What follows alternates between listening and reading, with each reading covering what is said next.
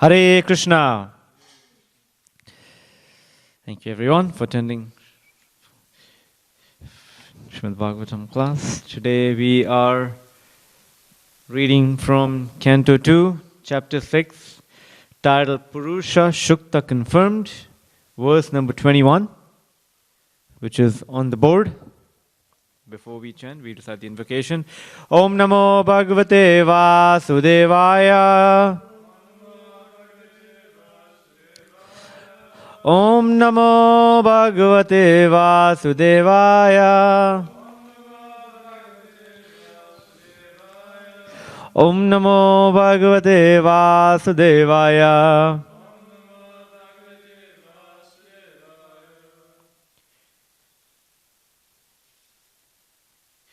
Shriti Vichakrame Vishwan Sasanasane Ubhe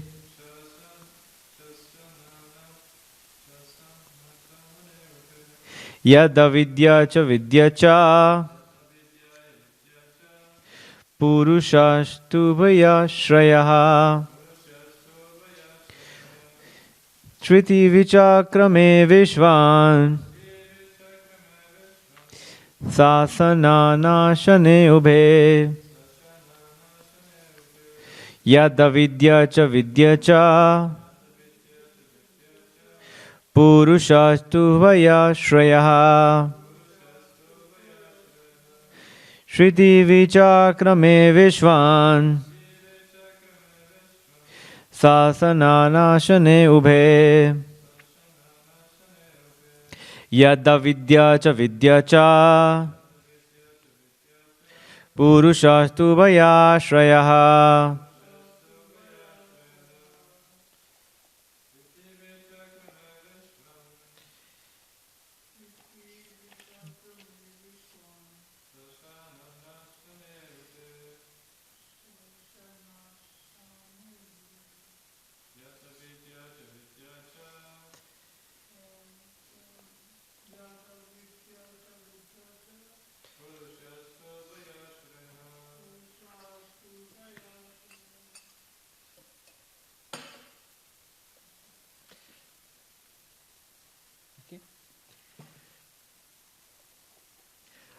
Word for word. Shriti, the destination of the living entities. Vichakrame, exists comprehensively. Viswan, the all-pervading personality of Godhead. Sashana, activities of lording it over. Anasane, activities in devotional service. Ubhe, both. Yat, what is. Avidya, nescience. Cha, as well as. Vidya, factual knowledge. Cha, and Purushaha, the Supreme Person. Tu, but. Ubhaya, for both of them. Ashraya, the Master. Translation and purport by His Divine Grace Srila A.C. Bhaktivedanta Swami Srila Prabhupada. Srila Prabhupada ki. Translation. By His energies, the all-pervading personality of Godhead is thus comprehensively the Master in the activities of controlling and in devotional service. He is the ultimate master of both nescience and factual knowledge of all situations. The word Vishwan is significant in this verse. One who travels perfectly in every field of activity is called the Purusha or Kshetrajna. These two terms, Kshetrajna and Purusha, are equally applicable to both the individual self and the Supreme Self, the Lord. In the Bhagwat Gita chapter 13, verse 3, the matter is explained as follows. Kshetragyam chapi mam vidhi sarva kshetreshu bharataha kshetra kshetraniyo jnanam yattad jnanam matam mama. Kshetra means the place, and one who knows the place is called the Kshetrajna.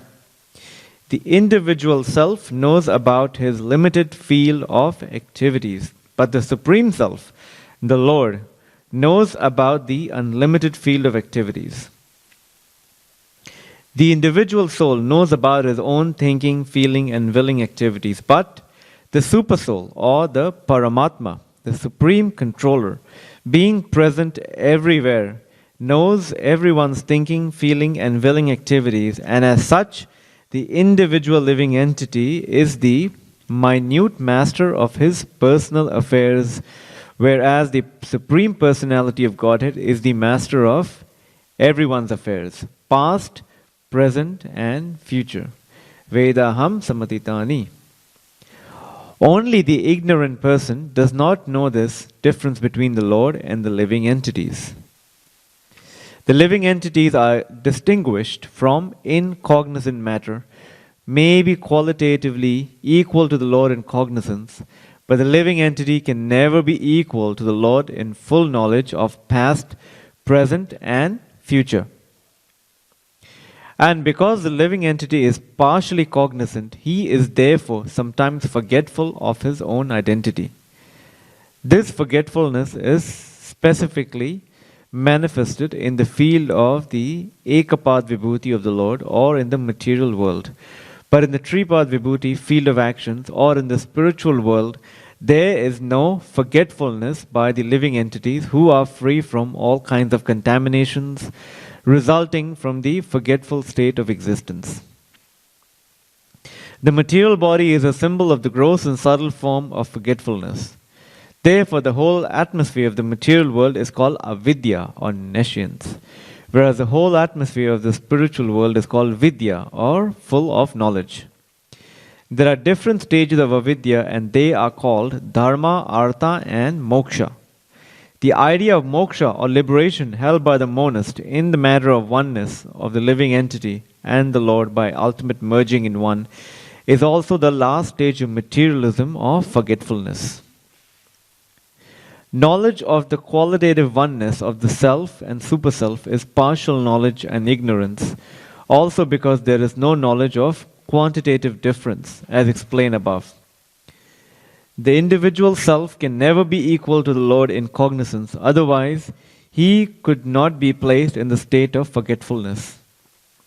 So because there is a stage of forgetfulness of the individual selves or the living entities, there is a gulf of difference between the Lord and the living entity, as between the part and the whole. The part is never equal to the whole, so the conception of 100% equality of the living being with the Lord is also nescience. In the field of nescience, activities are directed toward lording it over the creation. In the material world, therefore, everyone is engaged in acquiring material opulence to lord it over the material world. Therefore, there is always clash and frustration, which are the symptoms of nescience. But in the field of knowledge, there is devotional service to the Lord, bhakti. Therefore, there is no chance of being contaminated by the influence of nescience, of forgetfulness, avidya, in the liberated stage of devotional activities. The Lord is thus the proprietor of the fields both of nescience and of cognition, and it remains the choice of the living entity to exist in either of the above regions. Om Ajnanatimirandasya Gyananjana Shalakya Chakshurun Militam Yena Tasmai Shri Guruve Namaha Shri Chaitanya Manobishtam Stapitam Yena Bhutale Swayam Rupa Kadamayam Dadati Swapadantikam Vandeham Shri Guru Shri Yuta Padakamalam Shri Gurun Vaishnavamscha Shri Rupam Sagrajatam Sahagana Raghunatanvitam Tam Sajivam Sadvaitam Savadutam Parijana Sahitam Krishna Chaitanya Devam Shri Radha Krishna Padan Sahagana Lalita Shri Vishakhanvitamscha Hey Krishna Karuna Sindhu Dina Bandhu Jagatpate Gopesha Gopika Kanta Radha Kanta Namostute Tapta Kanchana Gaurangi Radhe Vrindavaneshwari Rishabhanu Shute Devi Pranamami Hari Priye Vancha kalpatirubhascha kripa sindhuvaevacha patitanam pavanebhyo vaishnavebhyo namo namaha. Jai Shri Krishna Chaitanya Prabhu Nityananda Dvaita Gadadhara Shivasadi Gaura Bhakta Vrinda Hare Krishna Krishna Krishna Hare Hare Hare Rama Rama Rama Hare Hare Hare Krishna Krishna Krishna Hare Hare Hare Rama Rama Rama Hare Hare Hare Krishna Krishna Krishna Hare Hare Hare Rama Rama Rama Hare Hare.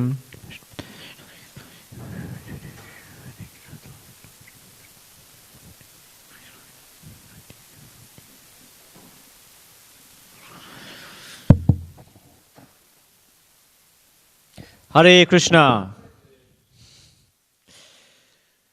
So translation goes, by his energies, the all-pervading personality of Godhead is thus comprehensively the master in the activities of controlling and in devotional service. He is the ultimate master of both nescience and factual knowledge of all situations. So in the first, this is quite a lengthy purport, and there are a few points that I mentioned here, obviously. We see the reference to chapter 13 of the Bhagwat Gita, where there are these two words or these two terms that are introduced, Purusha or Kshetragya. Say, what is Kshetragya? Kshetragya is, in one sense, the body or the field of activities that we are given. So each one of us are given a field of activities. And there comes the difference between us and the supersoul, the Paramatma. So we just know what's happening in our body, whereas the supersoul is cognizant of what's happening in each and everyone's body. So I was hearing once Jayadvaita Swami say this, that Prabhupada, a lot of time Mayavadis say, we are all one. Everything is one. And Prabhupada said that, you rascal, if I have a toothache, do you feel the same pain as I feel?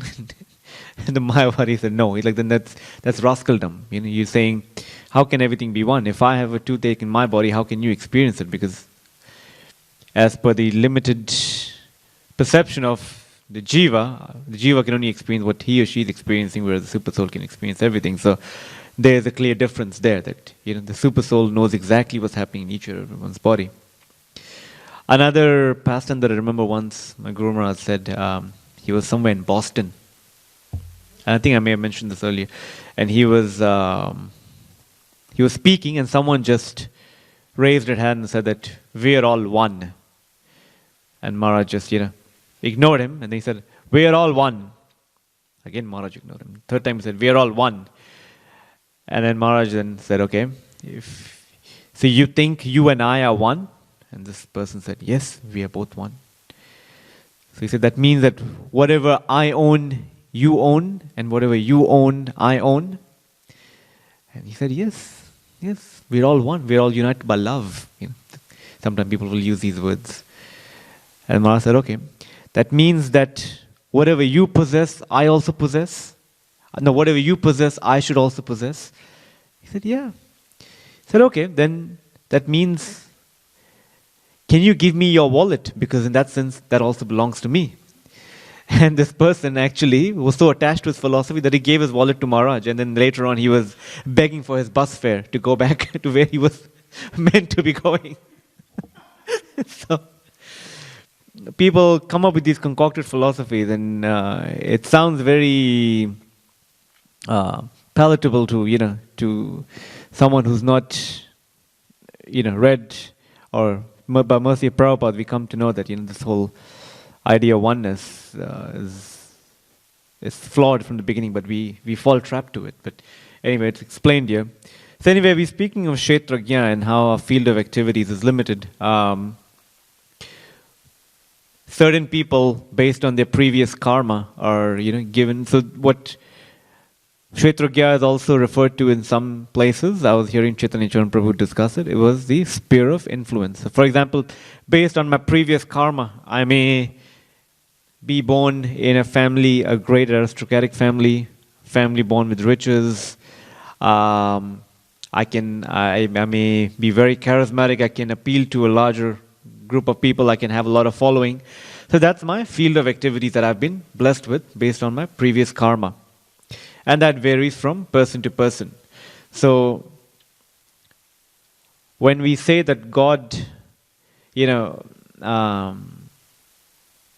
have our free will, we don't have absolute free will. We have free will, but it's in a limited scope of area, or limited framework. So we can, for example, there's the example that's given in various places is if a horse is tied to a pole, so the horse can only go around the radius of however far that rope extends, but he can't go outside of that. So similarly, we have been given this. We come into this material world. We take our births based and our samskaras based on a previous karma, and that's what we play with. Now, if we come in, now that karma can be changed. If we come in, or we practice bhakti, then there is that tendency or that propensity for us to change our karma, and obviously to eventually, by the mercy of the Lord and the devotees, overcome all of that and make this life as our last life. So in that sense, we are limited. However, Krishna, the Paramatma, the super soul, is not limited. A super soul can feel the presence of, or can perceive what's happening in everyone's body. Just yesterday, I was reading a lecture of Prabhupada in a Back to Godhead magazine, and it is said that how the Lord is full in all 6 opulences: wealth, knowledge, beauty, fame, renunciation, and strength. And he said that Krishna had 16,108 wives, and as a result of having these many wives, he also had those many number of palaces. And it is not that Krishna would spend one day with one wife, and so on and so forth. He expanded himself, to facilitate his interaction with each of his wives. And Prabhupada said, look at us. We can't even control, or, we for some, in Kali Yuga, they said if someone can even live peacefully, but, a wife can live peacefully with the husband, or husband can live peacefully with the wife, that's great. But here it's Krishna, Supreme Personality of Godhead, is showing how he is why he's the Supreme Personality of Godhead, because he lives, he possesses these opulences in its entirety. And that's where the difference between us and Krishna come into play. Now, this purport speaks about, towards the end, you see, it speaks about the jiva having to choose whether to be in nescience or in cognition or in full knowledge. So basically, there is us and then there's his Lord. So basically, the Lord is never touched by any anything of this material world, even though everything comes from Krishna, but yet he's not touched by it. So if we read chapter 5 of the Bhagwat Gita and verse 15,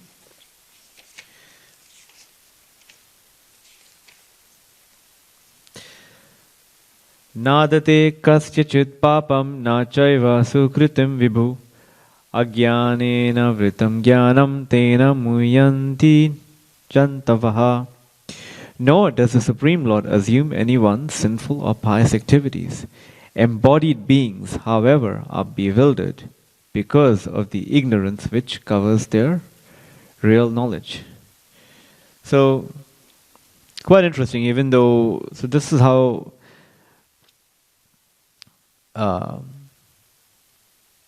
Krishna actually operates. I mean, he creates this whole material creation for us just for us to facilitate our childlike desires, or what is it like to be, the independent enjoyers or the controllers, even though we are not, but we are given this field to play with. And as it goes on, we take repeated births, lifetime after lifetime, we tend to fall into this trap of us being the controllers and the enjoyers. And eventually, someday, by the mercy of devotees, by the mercy of spiritual master, we get the seed of this Bhakti Lata beach, and that kickstarts our bhakti. Yesterday, His Holiness Bhanu Swami was speaking to a small group of devotees, and you're speaking about this Bhakti Lata beach, that how bhakti is actually Krishna's energy. It comes from Krishna, but it comes through a devotee. So it's very important for us to have good relationships with devotees, or not to offend devotees, because that's when the seed of bhakti gets, for example, the example that's given to us, even though bhakti is dormant in our heart, but when we make offenses, it's there in our heart, but we can't access it. There was a story once I'd heard from His Holiness Ramapad Swami, but he was referring to a pastime that he was referred to him by His Holiness Sachinandan Swami. And he was speaking on this principle of Vaishnava Prad and how we should really guard ourselves against it. And he said that Sachinandan Swami said he knew of this one devotee in Germany or in somewhere in this country that Maharaj preaches. And he said that this devotee was a Maharati. He would distribute, he was temple commander, he was the man. He was so strict and so rigorously practicing bhakti, and he was loved by many devotees. One time he went to Vrindavan, and as it is in Vrindavan, to go from one place to the other, you have to use the facility of rickshaw. So you sit in a rickshaw and then you go to wherever you want to go to. So he sat in a rickshaw, and then when he was dropped off, the rickshaw driver asked him, for a certain amount which needs to be paid. And then this devotee started arguing with him. And the rickshaw driver just said, this is what I'm asking for. And then this devotee just got so annoyed, and at the end he just punched this rickshaw driver. He said immediately, just in a few days' time, he left Vrindavan, and then one thing after the other, he just lost his taste of devotional service. He basically just wasn't inspired to practice. After many, many years, I think one acquaintance or one family member of his who took up Krishna consciousness gradually brought him back, and then after those years, he came to Maharaj, and then Maharaj was curious to know what had happened, and then as they spoke and then as they traced it back, he said, yes, I really shouldn't have done this. So that's why in so many places in Prabhupada's books, it's talked about the ill effects of Vaishnava Prad, that we should really guard ourselves against it. Now, what keeps us in this world? Because we have a choice to either remain in nescience or in cognition. We have this free will, either to be serving Krishna or to be serving our false ego. I remember once in my Bhakti Shastri class, the devotee that was facilitating a class, he said, all of a sudden they started speaking about puris. And he said, when you fry a puri, when it gets inflated, just like your false ego, nice big puffed false ego, puri is like your false ego. And when you prick it, that's your false ego being pricked. So a lot of times we don't want a false ego. We are so bound by a false ego that we just don't want to serve. This past week, a glorious Vaishnava, exemplary disciple of Prabhupada, His Holiness Bhakti Charu Swami left this planet, and this whole past week we've just been hearing offerings by different God brothers, different devotees, speaking of his, wonderful qualities. And one quality that repeatedly that we've heard from so many devotees was that he'll go to any extent to serve devotees. He would always make sure that devotees are happy, and whatever he could do to inspire them, he would always, have that at the forefront of his consciousness. So one pastime that was mentioned was that in Spain, there was this Mataji who was a very prominent book distributor, and she would go out in books every day. And she had a young daughter. But then this Mataji, on the eve of her daughter's birthday, went out for book distribution and wasn't able to come back to the temple on time to celebrate her daughter's birthday. His Holiness Bhakti Chauru Maharaj came to know of this incident, and what does he do? He took it upon himself to organize a cake for this Mataji's daughter, to arrange for a feast, and got all the devotees together just to celebrate this little child's birthday. Now, in one sense, he didn't.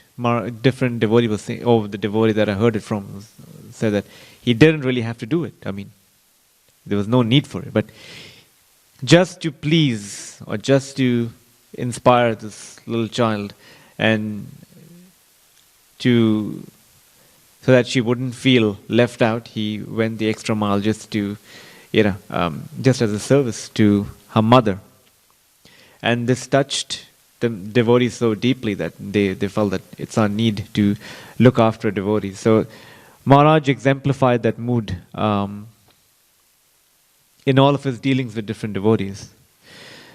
Now, what keeps us in this material world, right? It's again explained by Krishna in Bhagwat Gita, chapter 3, verse 37. You know the verse? Kama esha.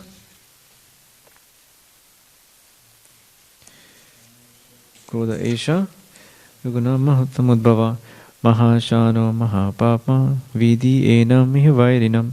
The Supreme Personality of Godhead said, "It is lust only, Arjuna, which is born of contact with the material mode of passion, and later transformed into wrath, and which is the all-devouring sinful enemy of this world." So it is this lust which keeps us here.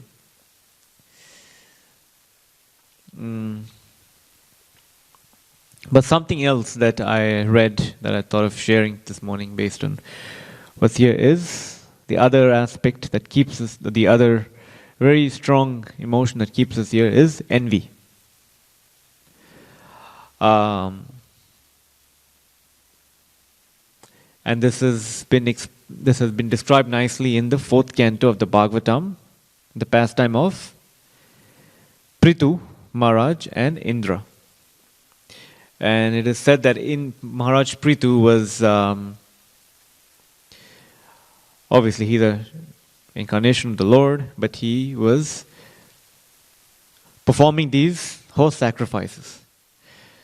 And it's said that each and every time someone on this planet, whoever does a lot of austerities and sacrifices, Lord Indra somehow the other feels insecure of losing his position, so he arranges for the for that sacrifice of the austerity to be impeded by some way or the other. So Indra comes and steals the 100th horse that was to be sacrificed, and he runs away. And Bhagavatam describes it in such... it's quite humorous if you see, because you see Indra is actually dressed as a mendicant when he's running away with the with the horse. And Atri Muni is sitting there like, Indra dressed as a sannyasi, and he sends Maharaj Prithu's son to go and chase him down. And then Maharaj Prithu's son just looks at him and he's like, he's a sannyasi, what can I do? And then he comes back. And Atri Muni says, no, that's wrong. You have to punish Indra. Then he goes again. And then Indra, and he brings the horse back to the arena that is to be sacrificed. And then Indra comes again. And then again he takes it. And then again Maharaj Prithu's son chases him. And again he comes down and he says, oh my God, what should I do? He's dressed as a mendicant. And then finally Maharaj Prithu takes up the reins and says, now it said that Maharaj Prithu wanted to punish Indra not out of envy, but he wanted to punish Indra because of proclaiming the false Christ of a sannyasi. He was propagating the falsity of, a false dharma. By just dressing in as a mendicant, he's cheating people. So that's what Maharaj Prithu wanted to punish. So he's not acting out of envy, but he's acting out of duty. And then it is said later on that Lord Brahma comes and he sees, okay, this situation is just getting out of hand. Brahma says, Maharaj Prithu, you just be happy with 99 sacrifices. And Indra, you be happy with what you have. And he calms the whole situation. So and in the purport, actually, Canto 4, chapter 19, verse 2, you see Prabhupada writes that as long as there is envy in the heart, we somehow or the other cannot appreciate Krishna. That blocks our spiritual advancement. And that's very important for us to keep guard of. A lot of times, we see devotees doing nicely, doing their service nicely, or they're really advancing. Rather than seeing that as an inspiration, we see that as we tend to deride them. Oh, yeah, this Prabhu is doing good service, but you know what? It's because of this reason. Actually, it's me who has allowed this devotee to do service. So actually I'm the true recipient of all credit. And as long as we harbor that mentality, then it becomes very difficult. And then Krishna really, he's there in our heart, but then the mercy just doesn't come through. So this envy in our heart really needs to be, as long as we have it, as long as we should introspect and ask ourselves when we see others doing well or others advancing, we may offer words of praise, but we should look within ourselves. Am I happy with this person's advancement or not? And if not, then we understand that we have work to do. And it is said that if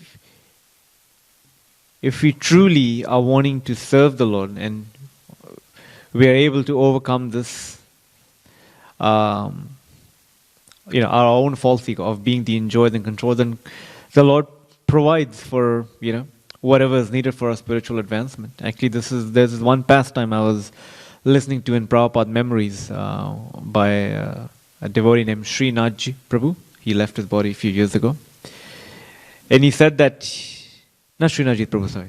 It's some other devotee that was narrating this memory, and he said that he knew Prabhupada before he left for the West. And he knew Prabhupada after he came back from the West with all that he had. And he said, I didn't even notice even a slight change in Prabhupada. He was the same person who went to America, and he's the same person who came back. Despite having everything now, Prabhupada was the same person. He saw everything as Krishna's energy, as a gift from Krishna to be used in Krishna's service. And similarly, as I was saying earlier, we keep hearing, for this past week that we've been hearing the glories of, or appreciation of Bhakti Charu Maharaj. We see that so many devotees say that Krishna had blessed him with so many facilities and resources, and he used them all in Krishna's service. So that's it for us too. I mean, each time we are given anything, by Krishna's arrangement, we are blessed with resources, we are blessed with the intelligence, we are blessed with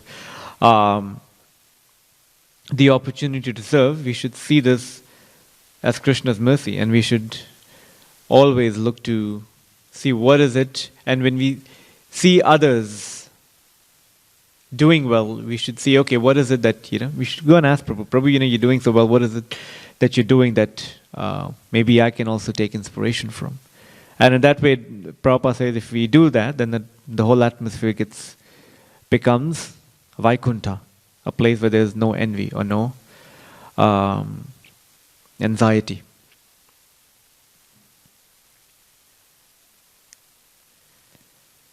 Okay, I would like to end here. If there's any question or comment, be happy to. Yes. Yes.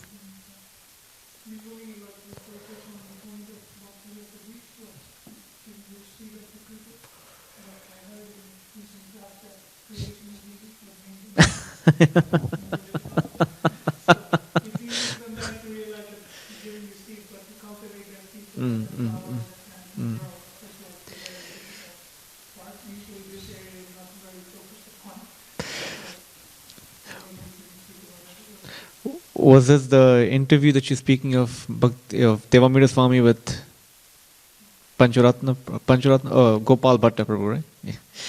Vishnu, that's why Vishnu does the maintenance. Creation is with Brahma. See, even if you look at it from a mundane perspective,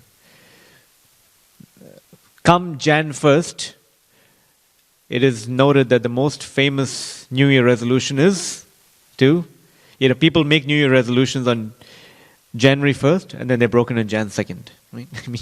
I'm going to eat healthy, I'm going to be this and that and this, whatever it is. It's very inspiring to take up a vow or resolution, but to keep it is so difficult. Once I heard this, Gaur Gopal Prabhu said that people. He had heard that gym enrollments, fitness center enrollments are at its peak on Jan 1st. And everyone's rushing in to go there, but to actually keep up with that motivation is so difficult. And eventually over time, many people just falter and go away. See, yesterday we asked this. We were said His Holiness Bhanu Swami was doing a class, and the same question came up that. It is said, chapter 9, verse 2, the Bhagwat Gita, Bhakti Yoga is, Susukam Avyayam, like it's joyfully performed, it's everlasting. And a lot of times we take up Bhakti and then there are moments when we are not joyful. It's so hard to maintain that enthusiasm, right? How it's a challenge that happens. And he said that in Bhakti, the major factor that will keep you going is association. If you keep association with people that are actually determined, then you somehow the other will carry along. You'll be able to go through those phases of ups and downs, because that's where maintenance comes in. That we tend to go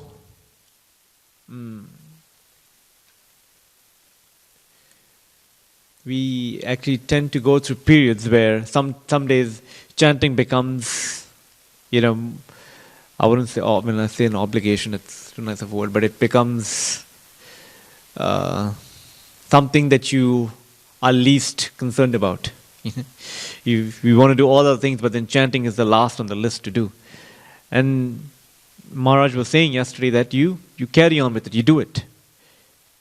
And as you do it, I mean, Krishna will, I mean, in course of time, things, you will, don't stop doing what you're doing, just keep doing it, and then it gets easier. Or I mean, he was saying, once you go past the anartha nivritti stage, he wasn't saying bhakti. He said in a sense, bhakti becomes easy in a way that it becomes second nature for you.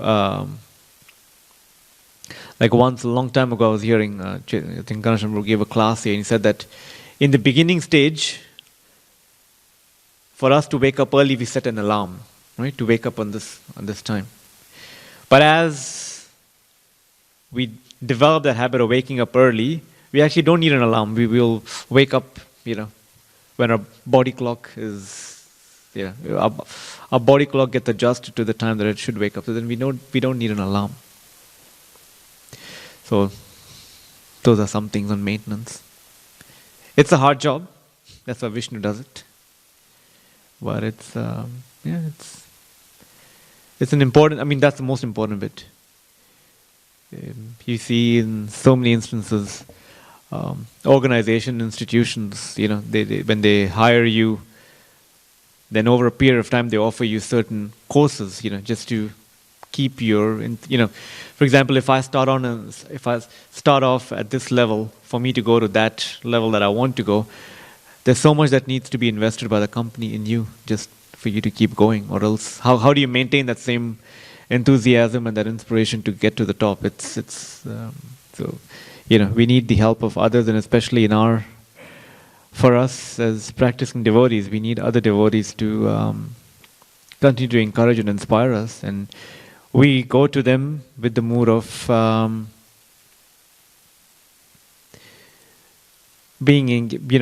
of seeking advice or seeking association, which will give us the taste that they have. Thank